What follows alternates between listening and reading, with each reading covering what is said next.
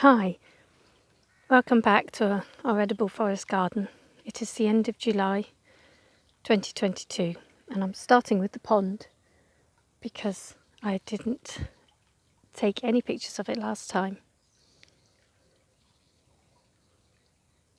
It's been very busy down this end with bees, wasps and birds having a bath and a drink, and we've had hundreds of tadpoles turn into frogs and disappear somewhere in the garden. I have seen 2 larger frogs, but the last 3 weeks especially have been hot and dry, and it's really taken its toll on the garden. Although at a general glance it looks lush and green, it's struggling. Even the walking onions are struggling this year. A sage plant at the back there, normally very lush and green, and it's struggling. We're very happy that this lime tree, small leaf lime, is doing well. It's obviously got its roots far enough down to find some water, but when I say that, there are signs of stress. And although since we've been back we've taken care of some of the annuals, they're finding it really hard to get to a size where they don't get eaten. This is one of the casualties. This is one of the elderberry bushes, and it's still got some berries, but it's lost pretty much all of its leaves now. And the large one here is struggling too.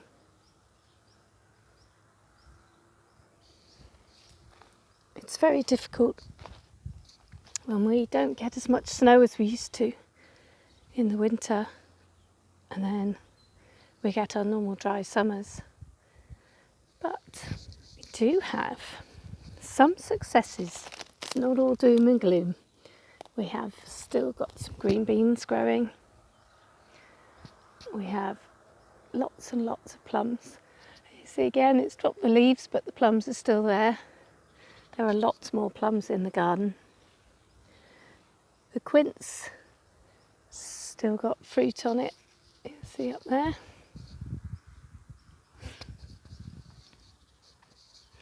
And this side, which is mostly herbs, perennials, is coping.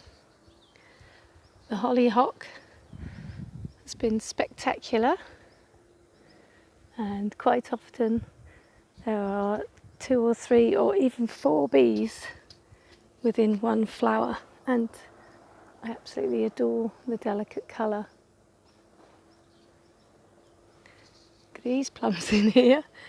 This was a tree that we cut right back, cut right down, as you can see, to here, and it's like a plum bush now.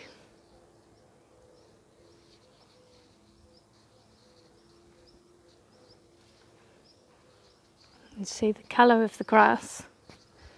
It's dying back. That's fine. We know grass does okay. And there are, which is really good to see, lots and lots of, you can see that with the shadow. There we go, that's better. Lots and lots of hazelnuts.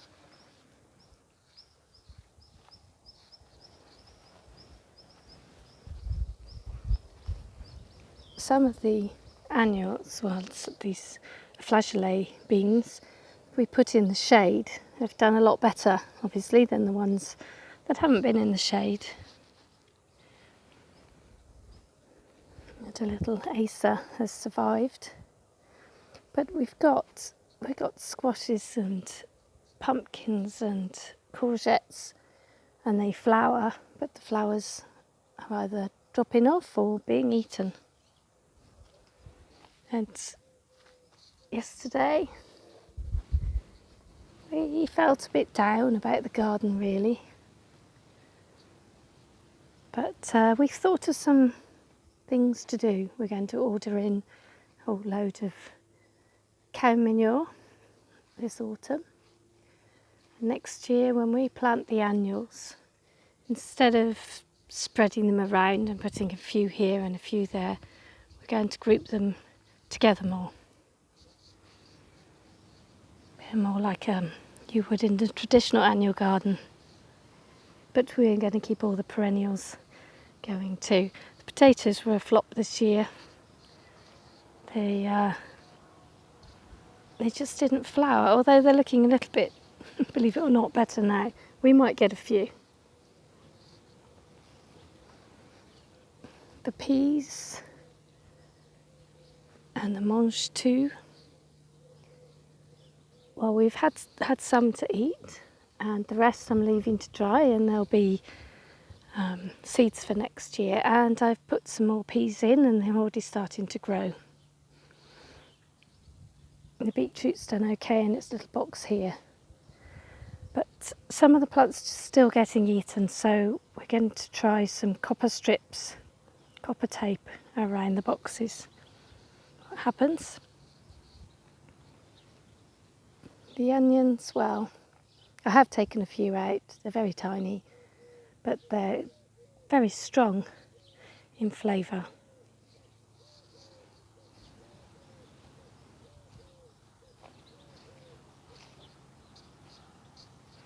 But while other things are being eaten, cabbages, fingers crossed so far, are okay. And these are Brussels. And I have put some more seeds in here in the hopes that perhaps there'll be some carrots coming up.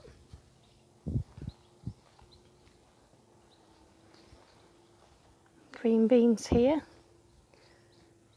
There's still flowers on them. They're still producing. Doesn't look like much, but it's enough for the two of us. And perhaps we'll have some for storing for the winter, but we'll definitely have seeds for next year. And the cornichons don't look too exciting, but they do have fruit.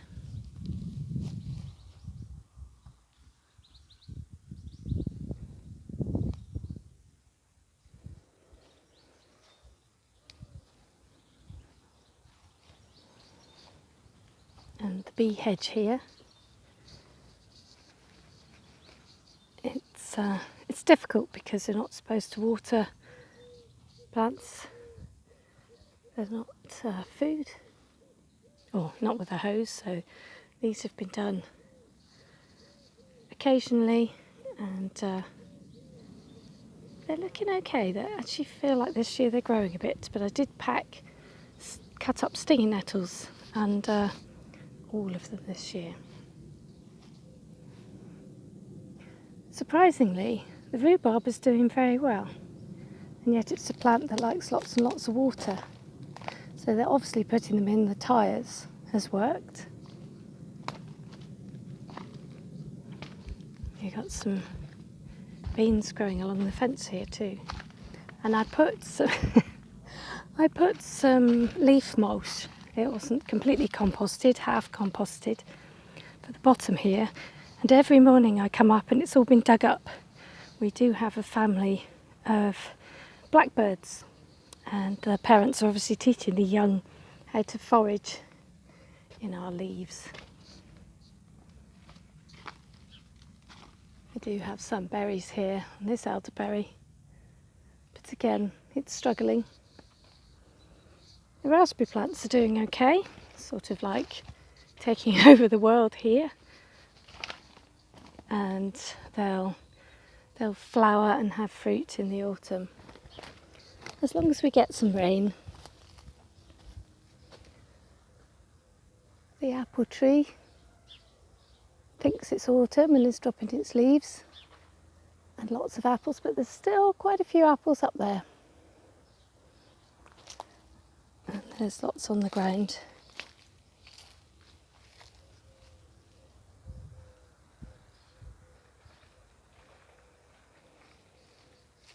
We are aware that it is very difficult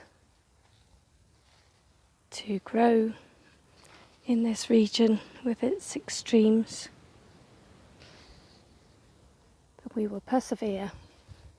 In here we have lettuce going to seed, so we'll have seed for next year, which is a very pretty little flower. And the tomatoes started producing. These are little tiny black tomatoes, but they were very vigorous last year, and that's where the plants have come from, last year's seeds. And out of desperation, I did put in some more squash seeds and some kale, and they're all doing okay. And look at all the seeds for the radish next year. And this little forest over here is producing peppers. So it's not all doom and gloom, although sometimes it feels a little frustrating. I think I miss the big kale trees, I suppose they are in a way, the big kale bushes. They were so green and gave us so much food. But even though they've gone to seed and we've collected the seeds, they are actually still producing leaves that we can eat. And there I am, back at my hut. And let's hope we get a bit of rain to perk all the trees and everything up. I hope you enjoyed the walk round. I'll speak to you again in a month. Have a good month. Bye bye.